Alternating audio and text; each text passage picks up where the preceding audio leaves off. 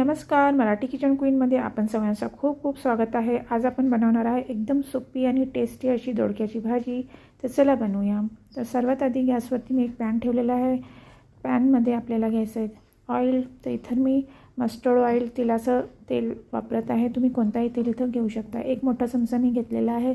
त्याचबरोबर एक छोटा चमचा जिरं घालायचं आहे आणि इथं एक मीडियम साईजचा कांदा आपल्याला एकदम बारीक चिरून यात घालायचा आहे, फ्राय करायचा आहे। फ्राय झाल्यावर एक पाव छोटा चमचा आपल्याला आलं लसणाची पेस्ट घालायची आहे, ते पण आपल्याला मस्त फ्राय करून घ्यायचं आहे। आणि मग त्यात आपल्याला हळद घालायची आहे पाव छोटा चमचा। त्याचबरोबर एक छोटा चमचा आपण इथं धणेपूड घालूया, धणे पावडर, एक छोटा चमचा लाल मिरची पावडर, एक छोटा चमचा काश्मीरी लाल मिरची पावडर। सगळं मस्त असं मिक्स करून घेऊया। आणि आता हे मिक्स झाल्यावर फ्राय झाल्यावर आता आपल्याला टोमॅटो घालायचा आहे। एक मीडियम साईजचा टोमॅटो आपल्याला असं मोठा मोठा चिरून घ्यायचा आहे आणि त्याचबरोबर एक छोटा चमचा मीठ घालायचं आहे आणि टोमॅटो सॉफ्ट होईपर्यंत आपल्याला शिजू द्यायचं आहे। टोमॅटो सॉफ्ट झाले की मग यात आपण घालणार आहोत दोडके आपल्याला स्वच्छ धुवून वरची सालं काढून असे मोठे मोठे पीस कापून घ्यायचे आहे।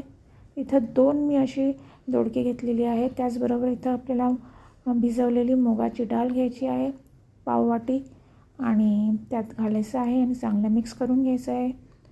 मुगाची डाळऐवजी तुम्ही मसूरची डाळ पण इथं वापरू शकता, पण मुगाच्या डाळ घातल्यावर खूप अशी टेस्टी आणि चविष्ट बनते ही भाजी। आणि आता मिक्स केल्यावर आपण यात पाणी घालणार आहोत। तर मी थोडीशी अशी सैलसर भाजी इथं बनवत आहे। तुम्हाला सुकी भाजी बनवायची असेल तर तुम्ही पाणी घालू नका, असंच फक्त झाकून तुम्ही कुक करा। तर एक अर्धा कप पाणी इथं मी घातलेलं होतं। तर आता बघा ही दोडक्याची भाजी आपली रेडी आहे। वरून आपण थोडंसं गरम मसाला पावडर घालूया आणि बारीक चिरलेली कोथिंबीर घालूया।